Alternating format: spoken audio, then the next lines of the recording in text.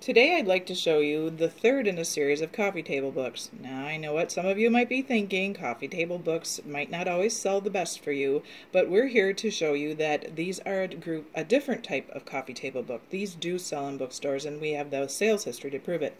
Today's featured book is the third in the series, Guadalupe Mysteries, the beautiful book on Our Lady of Guadalupe, and what makes these books unique from other coffee table books is the team of author and photographer.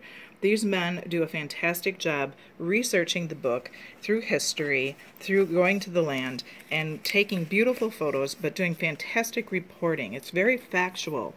You can also see by some of the photos the diversity in the types of photos that are in these books. Everything from beautiful, beautiful photography of documents that exist, artwork that exists, to even scientific photos. This is fantastic reporting on great subject matter. Today's book, Guadalupe Mysteries. You might also be familiar with other books in the series that we've had before. Witnesses to Mystery, which is on the relics of our Lord. There's relics in here I didn't even know we still had of our Lord. His sandals, his cloak, the spear, the crown of thorns, many, many relics of our Lord. And then, of course, Trust in St. Faustina's Footsteps, which has done remarkably well in bookstores throughout the world. Next week's featured book will be the fourth in this series, Three Kings, 10 Mysteries. Stay tuned next week and we'll tell you about that.